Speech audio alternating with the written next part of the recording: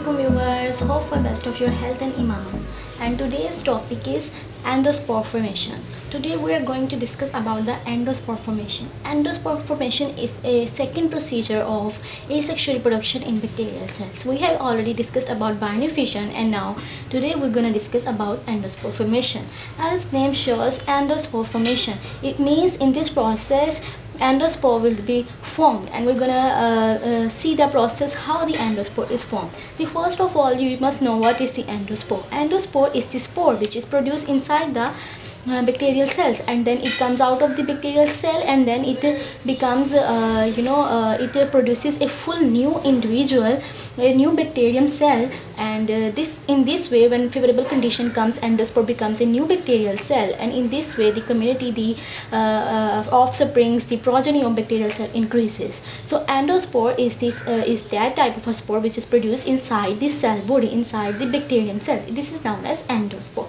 Then there comes the first point about some shapes of the endospore.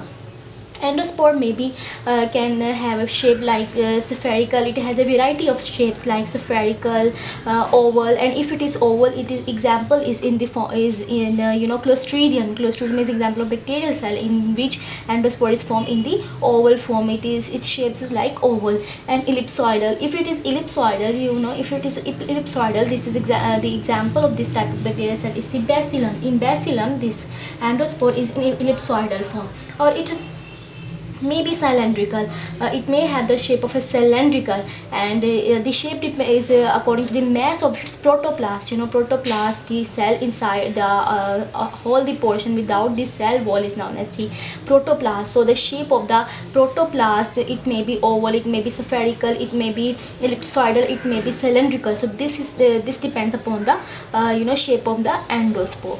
So this is endospore shape depends, and it is also covered with the multi-layered wall. So it has a multi-layered wall, a thick wall which covers its protoplast.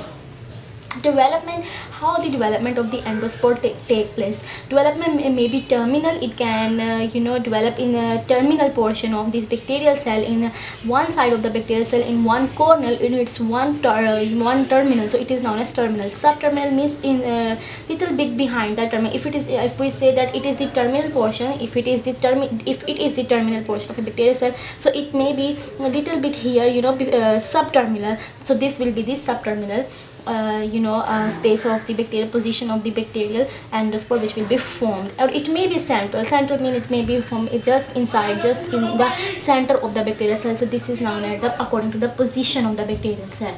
Now comes about the structure of the bacterial cell. As we have already discussed that there are multi layers of the bacterial cell. So the first is the outermost wall of the bacterial cell. Outermost of the bacterial cell is delicate, is soft, is not that strong. It is a delicate wall, and it is known as exosporium, which is the outermost wall of the bacterial endospore. Okay.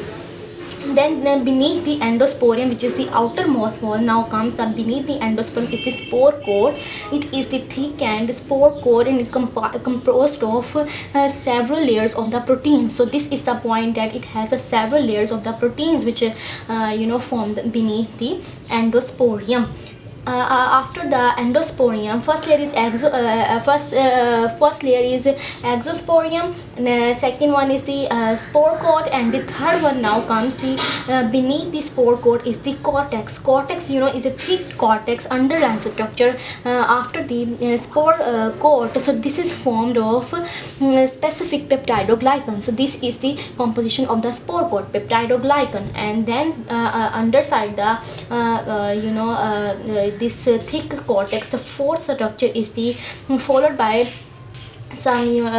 this cortex is the protoplast, and protoplast contains complex of the calcium and this compound complex of the calcium and the dipicolonic acid, DPA. It is known as DPA, dipicolonic acid. So it is a complex of calcium and dipicolonic acid which is inside the protoplasm, and which provide the heat resistance. So it has this material in protoplasm, the complex of calcium and the dipicolonic acid. This provide the heat resistance properties. And dipicolonic acid, you must know, it is also known as DPA.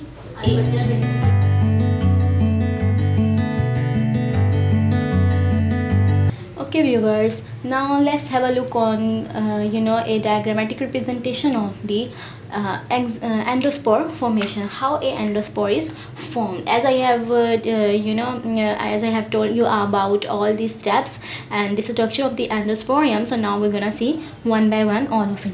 Okay, first of all, you see one bacterium cell here. This is a vegetative cell. Okay, it is asexual type of reproduction, no sexual. So this is a vegetative cell, not like sex cells or something. So this is a vegetative bacterial cell, and it has its chromosomes inside the cell, as plasmids or its chromosomes. So it is like this. Now its chromosome is to be replicated already, because before division it's replicate all of its chromosome. So this is a vegetative cell. It is the first stage, which is also known as T node.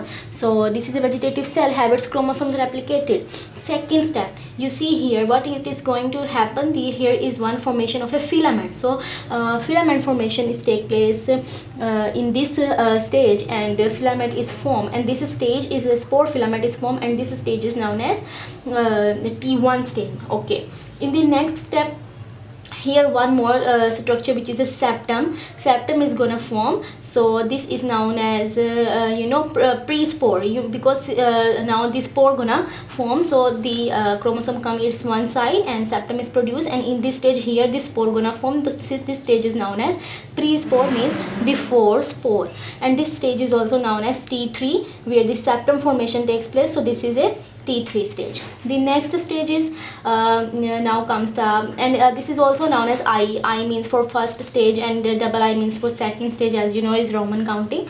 And here is the third 3I means third stage, and it is also known as T3.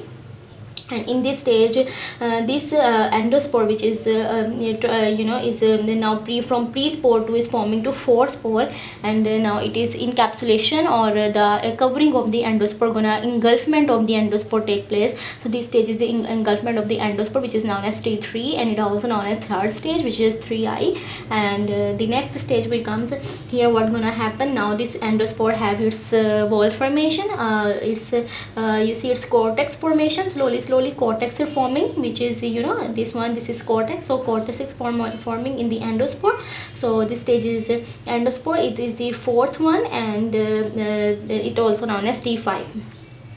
Next we comes here, and here you see what is going on now. Endospore have its spore coat. It's a spore coat formation stage. Here spore is forming, and for spore, as you know, it's a thick structure, spore core formation. And the next stage is here, where is the maturation of the spore. Endospore is taking place. As you see, the size of the endospore increases, its thickness of the spore is thickened, its coat is thickened, its size is increased.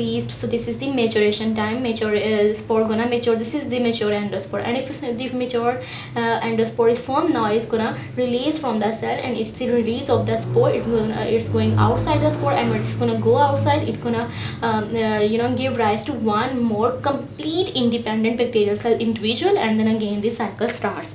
So I hope it will be helpful for you. Thank you so much for coming on my channel. Don't forget to like, share, subscribe and comment, and don't forget to follow me on Instagram. Bye bye. Allah Hafiz.